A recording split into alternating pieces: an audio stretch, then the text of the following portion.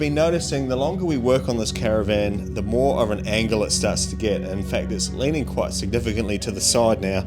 So whenever we put anything on the ground, it just rolls away. So today, we're going to straighten up the caravan, level it out before we continue with the walls. Welcome to Fianyo's Reno Show.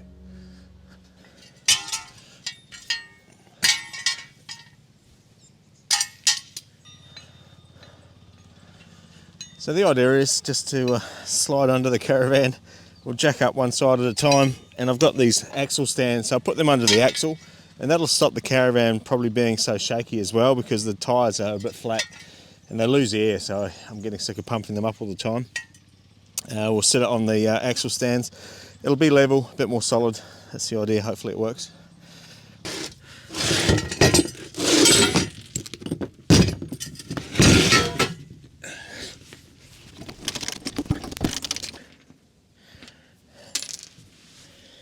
The added benefit to having the caravan sit on axle stands instead of the wheels is that the tyres do need replacing, and I need to give my attention to the wheel hubs as well before we start towing this around, because I don't know how old they are or if they're greased properly or how the bearings are.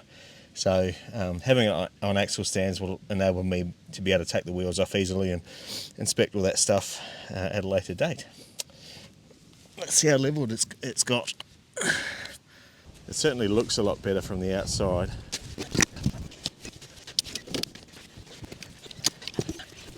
Alright, this is my level. It's pretty good. It's pretty level. With all the strong winds we've been getting, we've been worried it might blow the caravan over. Obviously it hasn't, because it's not. But what has stopped the caravan moving too much is that this front jockey wheel has sunk right down into the ground. It was sitting on a brick, and the wind pushed it off the brick as it sort of pushed the van around a bit. And it's been sitting on here ever since, sinking into the ground, which is a good thing and a bad thing. I mean, it stopped it from moving any further. So I'm going to try and manually lift it up, get the wheel out of the ground, and then I've got this rubber thing for the wheel to sit in. Hopefully that stops it moving around too much. It doesn't really, I don't know, it's going to slide, isn't it? Slide still. I can put a screw in the bottom of it. Yeah. Cool. So, I'm going to sit that on the stand. I'm sliding, you're lifting, yeah? Yeah, hopefully I can just lift it. There's nothing in the van, so see how heavy it is. Ready? Yep.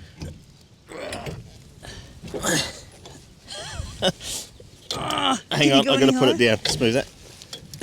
Okay, wind it down so you get a bit more clearance. Yeah. It's hitting the stops at the back. That's what I thought. Alright, here we go. Nice. Perfect. And lastly, we want to put these supports down again at the back. They've got a funny flat tab on the back, and I've found out that a 12mm socket will fit sort of nice and tightly on that. Just going to take this opportunity to oil up the mechanism as well. It's been sitting out here. We're a bit coastal here, so everything wants to go a bit rusty after a pretty short time.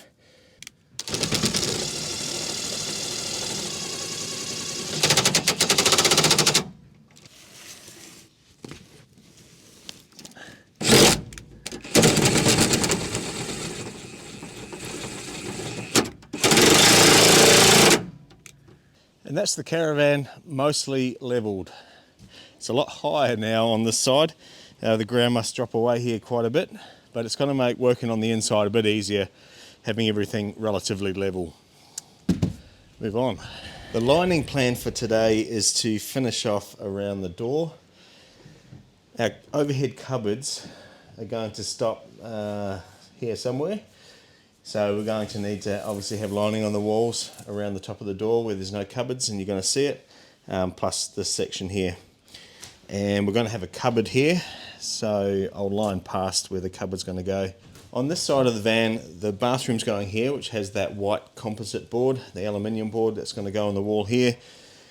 And then we've got the kitchen around here. Now there's going to be a hatch in underneath the bench from the outside, so I'm going to line inside there. But I'm not going to worry about the rest of the front because the kitchen cabinets will go in front of that. Anyway, less talking, more working. I've got a few bits of... Has it moved? Boy. Turning that way now. I've cut the bits out and it's all a bit of a patchwork, so I'm going to do a dry fit of everything first, and this piece is going to need to fit nicely with the curve of the ceiling. So we're going to scribe it, and I'm going to put the join here in line with the ceiling join.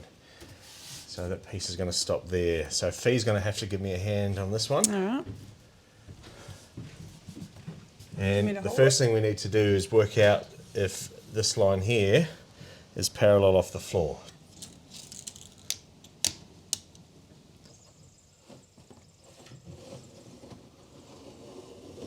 That's it. Perfect. Righto, let's cut it and see. Yeah.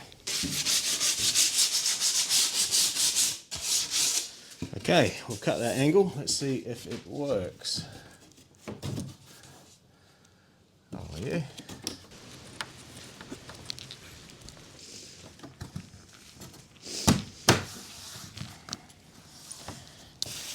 Just trying to calculate how many days we've done out here.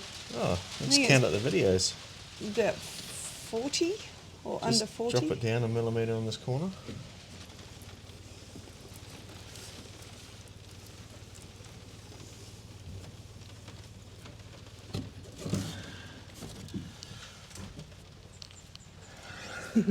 And this is hopefully the fitting piece.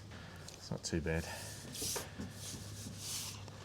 Great, now I can work my way down next to the door again. That cupboard should come out to about here somewhere, in line with where the kitchen cupboards will be. So I'll probably just follow that down there.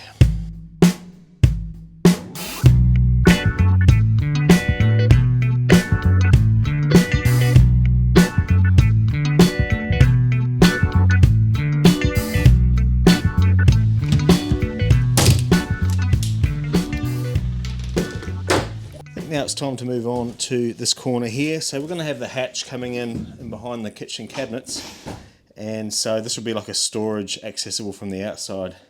So I want to make sure it's just lined in here just to stop anything rattling around in here from damaging the polystyrene.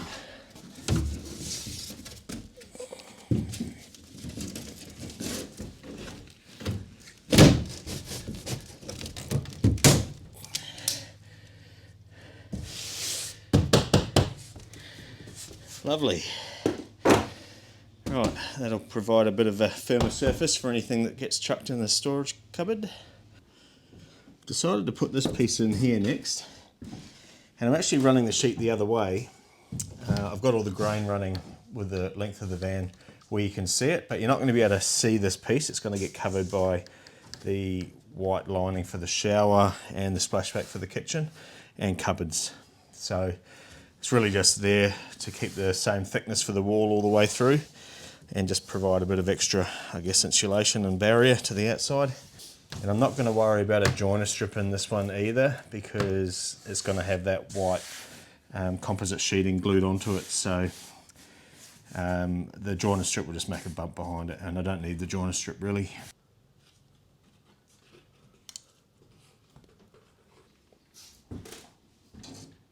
How's it going, sweets? Good. Just throw some rivets in. Where are they?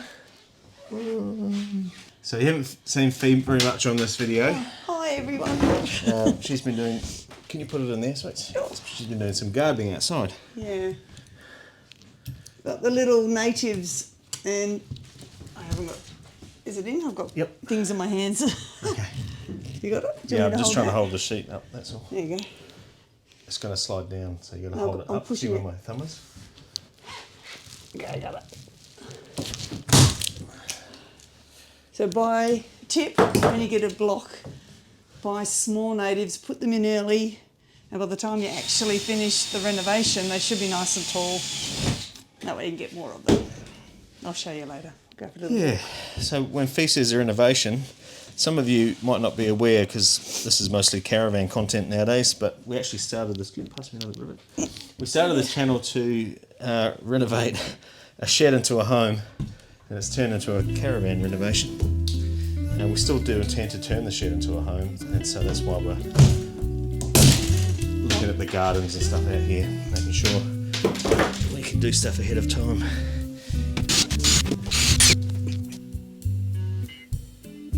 It's raining again. Right, time to pack up, I think.